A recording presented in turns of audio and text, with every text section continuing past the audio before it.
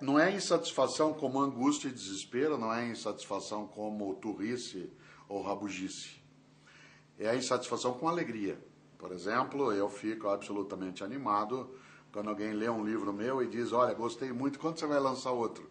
É um sinal de que ficou insatisfeito.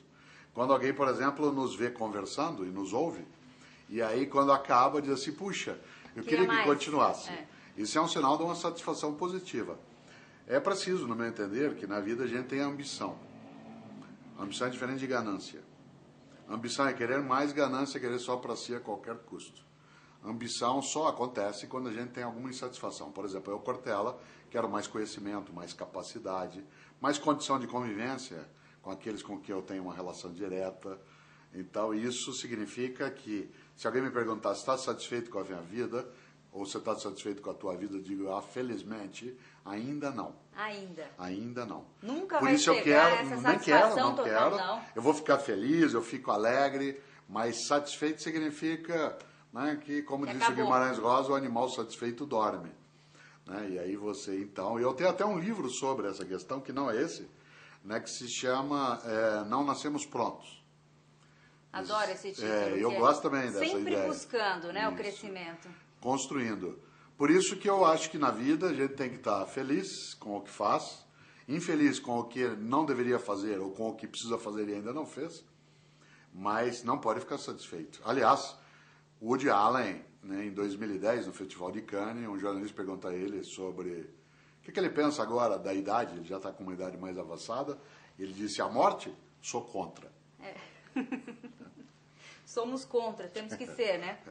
Por isso que eu trouxe um poema de um autor predileto seu, do Manuel de Barros, que fala sobre a maior riqueza do homem. Qual é? Que ele diz, a maior riqueza do homem é a sua incompletude. E nesse ponto, eu sou abastado, ele diz. Palavras que me aceitam como sou, eu não aceito. Eu não aguento ser apenas um sujeito que abre portas, que puxa válvulas, que olha o relógio, que compra pão às 6 horas da tarde, que vai lá fora, que aponta o lápis, que vê a uva, etc, etc. Perdoai, mas eu preciso ser outros. Eu penso renovar o homem usando borboletas. Já imaginou? Borboletas. Esse Manuel de Barros, que é centenário, advogado de formação, um homem que lida com a terra, que conhece o que é o nosso país, a vivência dele no Pantanal. E a imagem de um advogado é totalmente racional. Sim.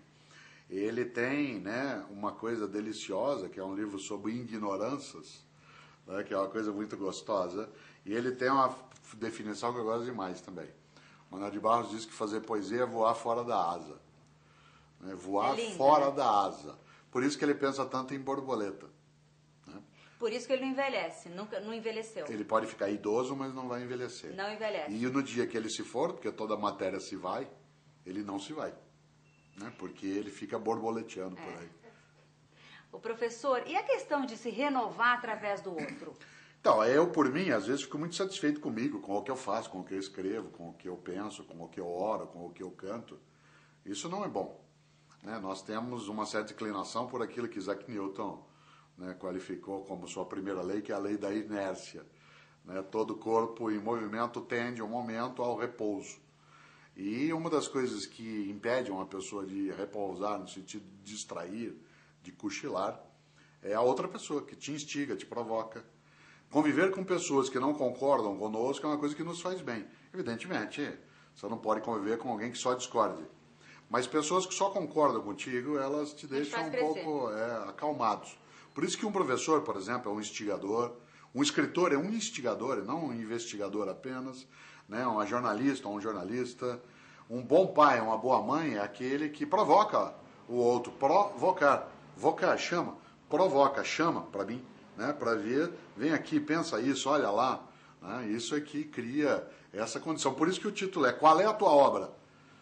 Esse daí, ele tem, sem dúvida, a intenção de provocar.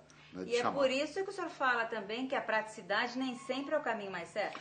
O prático nem sempre é o certo. O atalho é bom, mas nem sempre o atalho é o correto. Às vezes o atalho é por cima de algo que vai impedir que você passe por uma experiência, que você vivencie um trajeto que seria melhor. Né? O pular o muro nem sempre permite que você enxergue aquilo que você precisaria ver se você entrar pelo outro lado. Mas O atalho, muitas vezes, é trabalhado na sociedade. O atalho no campo, às vezes, do ganho financeiro, que é a desonestidade. O atalho no campo da educação, que é a cola, a cópia. Né? O atalho na convivência, que é o cinismo. Né? Esses atalhos, eles são práticos. Mas o prático nem sempre é o certo. Muitas vezes ele é só prático.